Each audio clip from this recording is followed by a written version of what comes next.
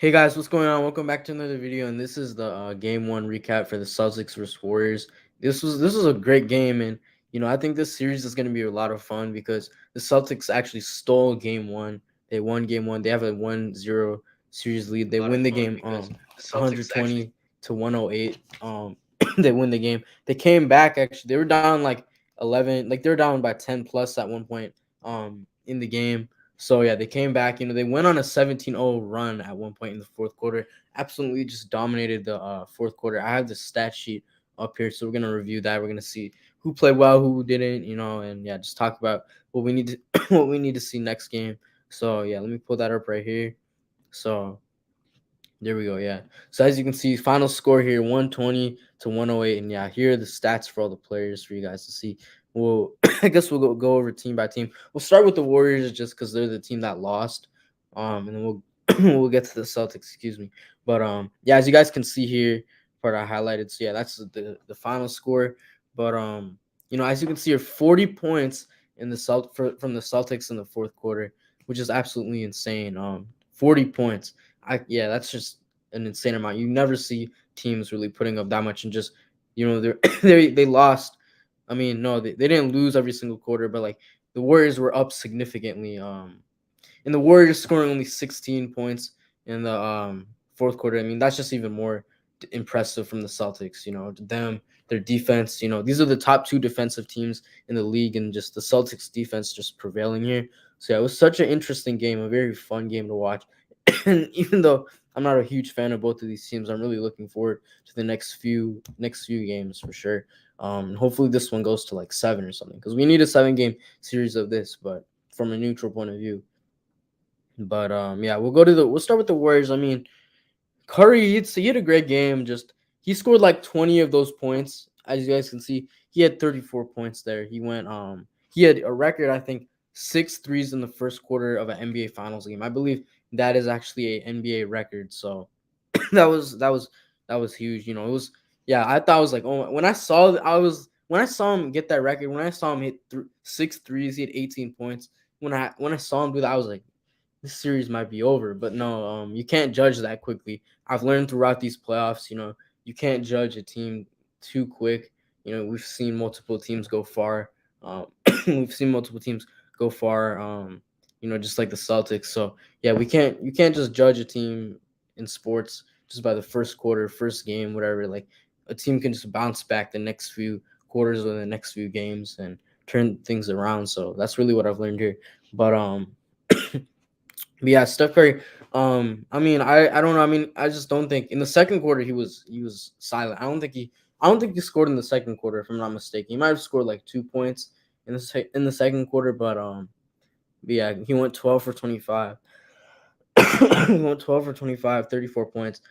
So he really only scored like 12 or 14 points for the remainder of the game, which is a bit disappointing. I thought he would have one of those nights, those Curry nights where he goes for like 40, especially how he played in the first quarter. But no, the Celtics defense they just played so well. Off the bench you have Porter who scored 12. I mean, these aren't really from these players. These aren't really impressive numbers. I mean, you got Wiggins scoring 20. This is exactly what he should be scoring. And I think the Warriors they played so well. I mean, they played so well first 3 quarters, but as you guys can see, 16 right here. I mean, that's just the only reason they lost the game. Other than the fourth quarter, other than the collapse in the fourth quarter, I feel like they played so well. But yeah, it is what it is. I mean, yeah, I mean, they had Otto Porter. He was knocking down his shots. I mean, it was a 3-point contest basically. You know, 3-point contest from the Warriors in the fourth quarter, and so many threes were hit in this um in this game for the Celtics as well. I guess we'll get there, but um yeah, the Warriors hit 19 threes. They're 42%. Free throws, wow, the Warriors only took 15 free throws, and same with the Celtics.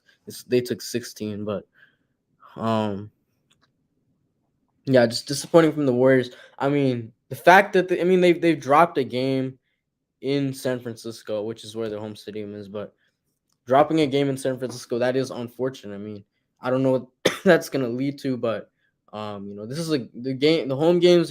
For the home team, they're crucial to win because everybody expects you to win those games, especially game two. I expect the Warriors to have a bounce back performance. Yeah, I definitely expect them to have a bounce back performance, but yeah, I mean, especially since it's in their own building, I feel like these two teams are so evenly matched that the home games are so important. So the Celtics coming in here, getting the game one win, I mean, it's just so important for them. And now they definitely have like an upper hand. But as I said before, the Warriors might just bounce back next game. I mean, they might win by a few points, or they might blow the Celtics out. We don't know. With the way the playoffs have gone this year, we don't know what's gonna happen. So yeah, we can't judge yet, but Stephen A to Kevin Durant. We ain't going. Okay, I don't know what that is, but Stephen A. Stephen A. on the ESPN website. But yeah, and then this Celtics stat line is so interesting, guys. We have Al Horford leading the team in scoring. You got to be happy for him because he's the most playoff before this year. He had the most playoff wins of all time without going to the finals. So he's won so many playoff games. All those series he's won. But he's just never been in the NBA finals, which is pretty insane. And he's finally here, and he's making the most out of it. I believe it's his birthday. It was either today or yesterday, but yeah, it was today or yesterday was his birthday. And, he's really just dominating right now. He's been playing so well. I mean, Al Horford, he's kind of been removed from the contending teams for what, like 2 years. I mean, I remember he was on the Sixers. He was all right. He wasn't great on the Sixers, and then obviously at OKC last year wasn't great. And then even his last year with the Celtics, I don't think he was that great. And then, yeah, I don't think he was that great in his last year with the Celtics. Um, he comes back to the Celtics in 2021, and just he's been so good in the playoff run. Um, he's been so good in the playoff run, and it's just been so enjoyable to watch. He's such a great defender. He's like a 3-and-D player. In this game, in yesterday's game, as we can see, he hit 6 threes. He hit 6 threes, and in the fourth quarter, he took over. He was scoring. He was defending. He was hitting threes in the corner, hitting mid range jumpers. Al Horford is. I really like him because he's a big man who can shoot. I really like those type of players, plus a 3-and-D player. So he's like multiple players in one. So yeah, we'll get to Tatum later. As you guys can see his stats there. We'll get to him. I feel like Jaylen Brown had such a good game. His mid-range jumper was on point in this game. 10 for 23 from the field, 2 for 8 from three. You know, 7 rebounds, 5 assists, 24 points. He had that great block. Oh my, that was such a good play. That block on Kevon Looney. He blocked Kevon Looney and then ran down to the other side of the court and finished the bucket. So yeah, Jaylen Brown, he had a great game, great effort. And same with Marcus Smart. He was great. He was shooting nicely today. Locked up Stephen Curry basically after the first quarter. I think it was him that was on Curry, if I'm not mistaken. But yeah, basically locked up Stephen Curry after the first quarter. He only scored 14 or 16 points, which is not much for Steph, if I'm being honest. So not much for Steph. Yeah, Klay Thompson, 15. I don't know. You don't really know what you're gonna get out of him after his injury. So yeah, we don't really know what we're gonna get out of him. But yeah. And then Derek White. Okay, yeah, Derek White. That's who I was like, yeah, there was one more player who went off who I did not mention, and it was Derek White. He was hitting threes crazy in the fourth quarter. Yeah, it says he had five for 8 in the game. Yeah, he was like Derek White is such a good player, man. He's 3-and-D. That was such a good trade they made for him. I think they traded like Josh Richardson for him, and this guy is really contributing to this championship effort. Like these Celtics players, this is why depth is so important in the NBA. You got guys off the bench who, in certain games, they'll just give you 20, add a boost, and then you win the game. Like that's why depth can be so important. You have these role players like Al Horford, who's not a role player. You have these guys just stepping up so heavily. It's insane. It's insane. Because and then yeah, we have Tatum here who decided to have an off night. He had 12 points, but he had 13 assists, which is pretty good playmaking. But as you guys can see, 3 for 17. Like I cannot believe that the Boston Celtics beat the Golden State Warriors despite their best player going 3 for 17 from the field. So yeah, that's just pretty crazy to think about. I'm hoping for Tatum. I'm hoping it's a bit concerning, but then the other players did step up, so it's not as concerning as you think. But I'm hoping Tatum can really show up because we do know he's a little bit he's he's a young player. He's like 23. I think he's 24. So, he's a young player, so he's gonna be inconsistent. All young players, unless you're like Luka Doncic, you're gonna be inconsistent, even if it's the finals. 12 points. I know I've seen him score 10 in this playoff run, against the Heat. He had like 10 one game. So, and even against the Bucks, he had an off game. It seems to be that he's having an off game in every series. So I think this might be the off game. I'm hoping he can score 20 plus the next game and build on that. And let's see how he can help the Celtics. And this is just very, very good for the Celtics because you're really confident in your role players. If Jason Tatum is not having a great game, when Al Horford or Marcus Smart or Derek White can really step up scoring wise. But yeah, Grant Williams, I guess he didn't play much. Yeah, I didn't see him in action too much. I mean, 60 minutes. He's usually been getting a lot more than that in these playoffs. But yeah, and then another player I want to talk about. I mean, he didn't score, but on the rebounding end and the blocking end, defensive end, as you guys can see here. Excuse me. Robert Williams, 4 blocks. This guy's so nice to watch. I'm not gonna lie. Like before this season, I had no idea how good he really was. I had no idea what his value actually was because these last few years, I haven't watched the Celtics much. If I'm going to be real, 2020, the bubble season. I mean, I know they made the conference finals, but Robert Williams wasn't as good as he is then. And last year they were the 7th seed, all that.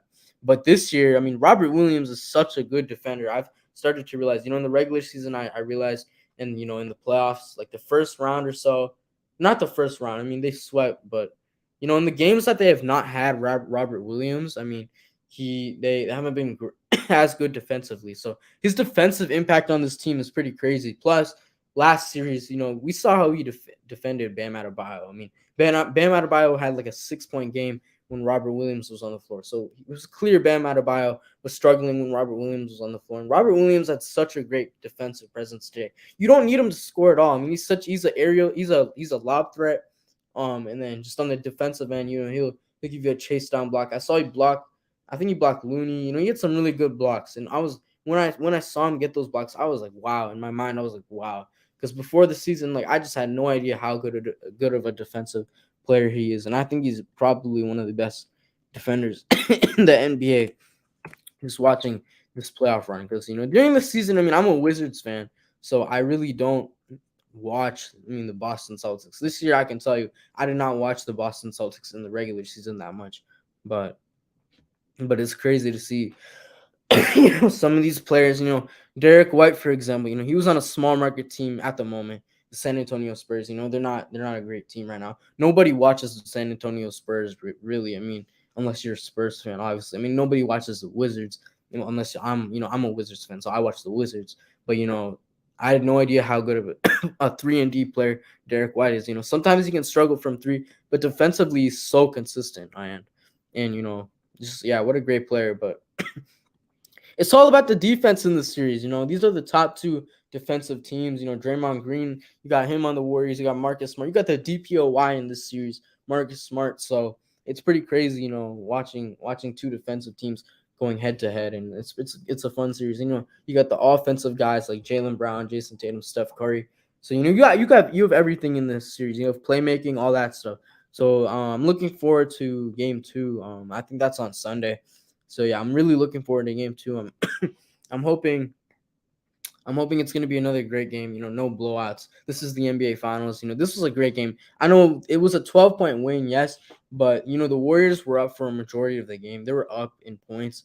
Just to see the Celtics go on that 17-0 run, score 40 in the fourth quarter. That was a great game. This was a classic game.